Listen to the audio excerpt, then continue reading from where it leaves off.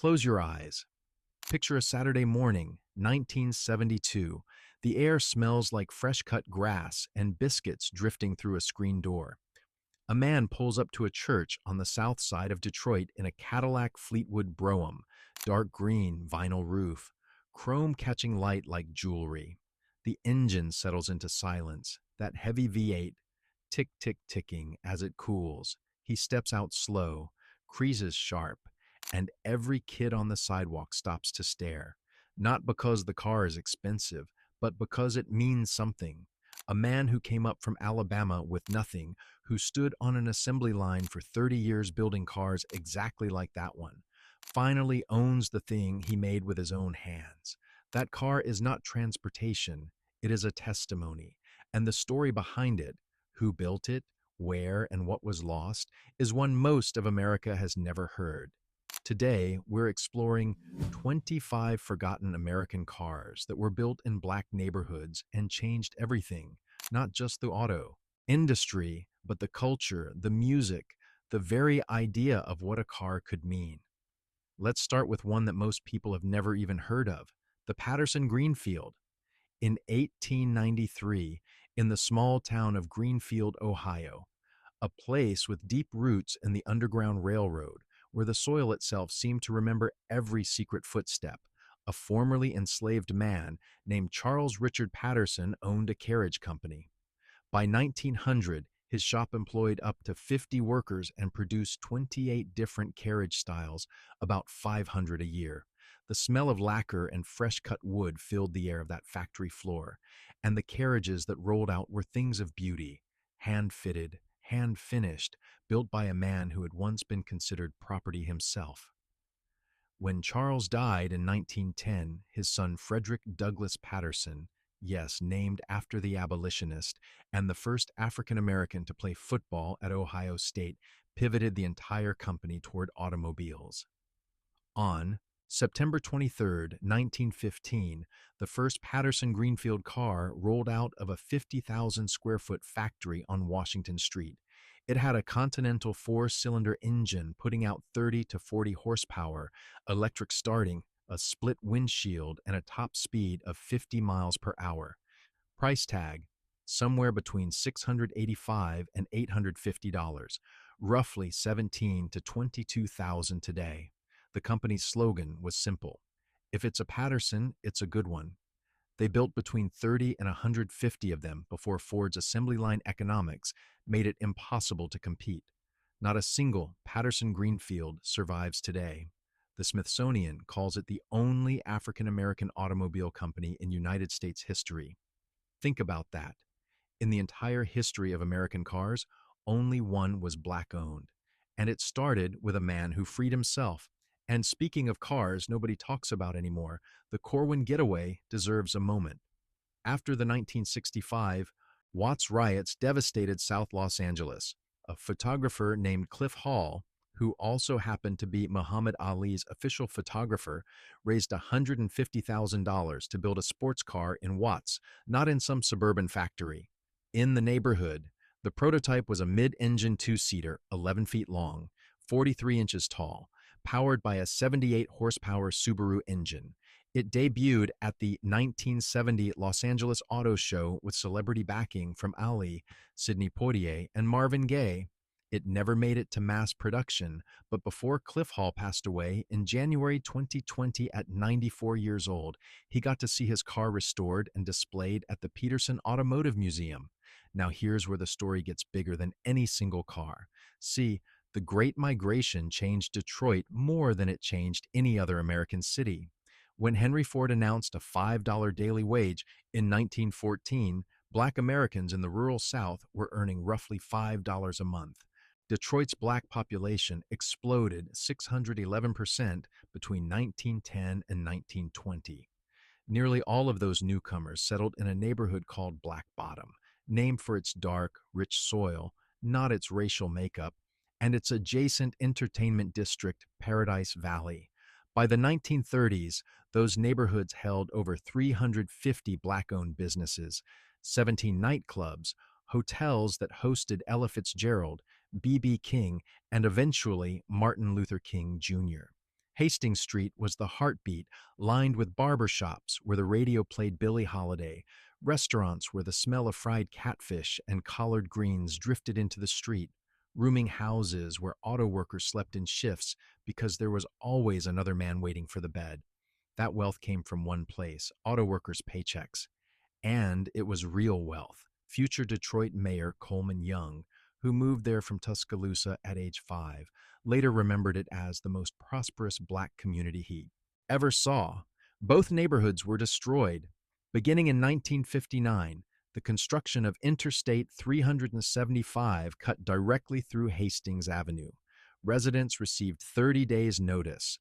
423 residences, 109 businesses, and 22 manufacturing plants were condemned. Paradise Valley's last structures were demolished in 2001. The sites now hold Ford Field and Comerica Park. The phrase urban renewal means Negro removal was born in those demolitions. And those paychecks came from places like Ford's River Rouge plant, 93 buildings, 16 million square feet, the largest industrial complex on Earth. By 1926, Ford employed 10,000 black workers at Rouge alone, more than every other car manufacturer combined. They built the Model A. They built the Mustang. They built the F-150. But here's the part nobody mentions. The city of Dearborn, where the plant sat, was completely closed to black residents. Workers commuted from Inkster, a nearby community built specifically to house them.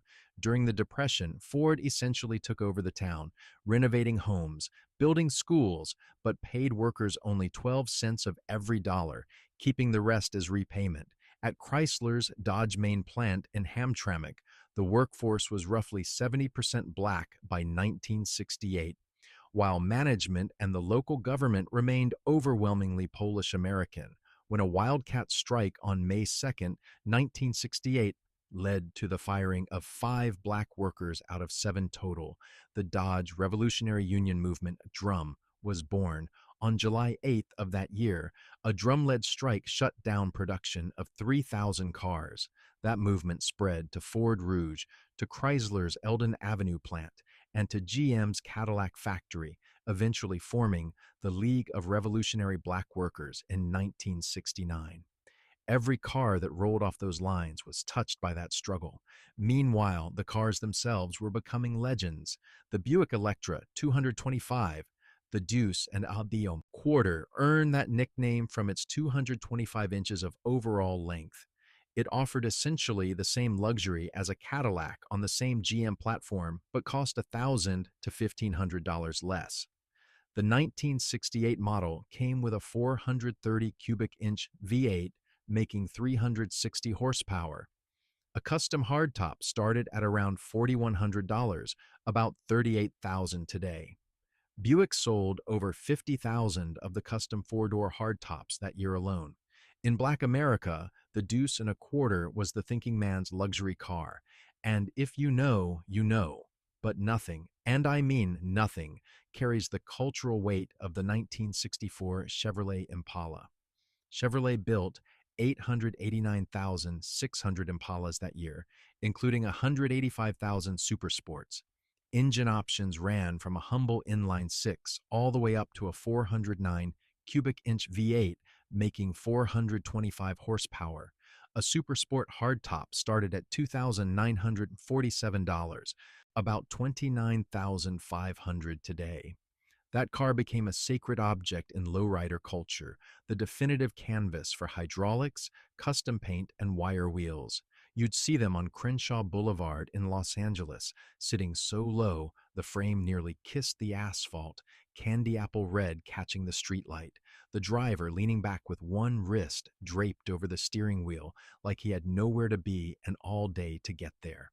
Dr. Dre and Snoop Dogg's Let Me Ride, in 1993, filmed with a customized 64 Cruising Compton, won a Grammy. Ice Cube's It Was a Good Day featured a lime green 64 convertible.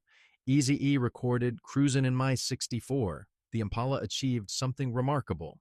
It became culturally sacred in both Black and Chicano communities simultaneously, bridging two traditions of automotive artistry that had never intersected before.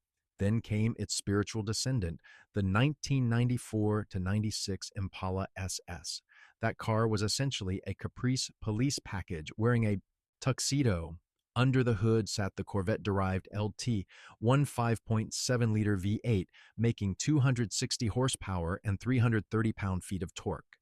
It ran 0 to 60 in about 7 seconds. The first year came only in black with gray leather interior, which earned it the nickname Darth Vader. Total production across 3 years, roughly 69,768 units. Original sticker, $22,495. Popular Mechanics said it outperformed the Mercedes S500, which cost $65,000 more. And if we're talking about cars that punched above their weight, the 1987 Buick Grand National belongs in the conversation. All black, turbocharged 3.8-liter V6, making 245 horsepower and 355 pound-feet of torque, hitting 0 to 60 in 6.1 seconds, faster than a Corvette.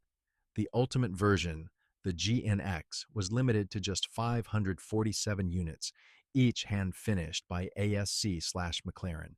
Official power was listed at 276 horsepower, but independent tests showed over 300. Car and driver ran the headline. Lord Vader, your car is ready. Clean GNX examples now sell for $250,000. But let me take you back to the 1930s for a moment, because this is the part that rewrites everything. Cadillac had an unwritten policy discouraging dealers from selling to black customers. A German-born mechanic named Nicholas Dreistadt noticed that wealthy black Americans, doctors, lawyers, boxers, ministers, were paying white intermediaries $300 extra just to buy Cadillacs on their behalf.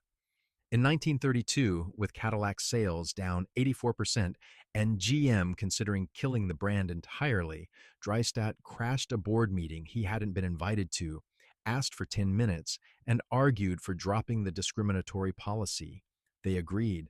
By 1934, Cadillac sales had increased 70%. Black America literally saved Cadillac from extinction. That relationship gave us the Cadillac Fleetwood Brougham, the church car. In its peak years, it rode on a 133-inch wheelbase, powered by the 500-cubic-inch V8, the largest displacement V8 ever put in a production passenger car, making 400 horsepower and 550 pound-feet. A 1970 Fleetwood 60 Special Brougham cost $7,285. The button-tufted interior, the vinyl roof, the stately chrome. That car carried pastors, deacons, and entire families to Sunday service with a quiet authority that nothing else could match. The Cadillac Eldorado pushed even further. The 1971 model rode a 126-inch wheelbase, weighed 5,000 pounds, and carried that same 500-cubic-inch engine. It starred in the 1972 film Superfly. Actually, a customized 71 Eldorado, modified by Lees Dunham of Dunham Coachworks in New Jersey, borrowed from a real street figure. That film launched an entire aftermarket industry: headlight covers, Continental kits, padded vinyl tops, wide white wall tires. In Houston, the 82 to 85 Eldorado became the most prized slab of all, earning the reverential nickname El Dog. And that brings us to Houston slab culture. Slab standing for slow, loud, and bangin', built on Cadillac Eldorados, Lincoln Town cars, Buick Regals, and LeSabres. Slabs feature swungas, extended 30-spoke chrome wire wheels, originally manufactured by Kragar for 1983 and 84 Cadillacs during just 2 production years. Original sets now command over $10,000. The paint tells you where you're from: red for South Houston, blue for North, gold for East. DJ Screw invented the chopped and screwed soundtrack. Mike Jones, Slim Thug, and Paul Wall's Still Tippin' in 2005 introduced the culture nationally. A proper slab takes about 5 years and $10,000 to $50,000 to build.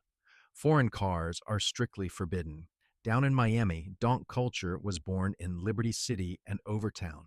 A true donk is a 1971 to 76 Chevy Impala or Caprice riding on 24 to 30-plus inch wheels with lifted suspension and candy paint.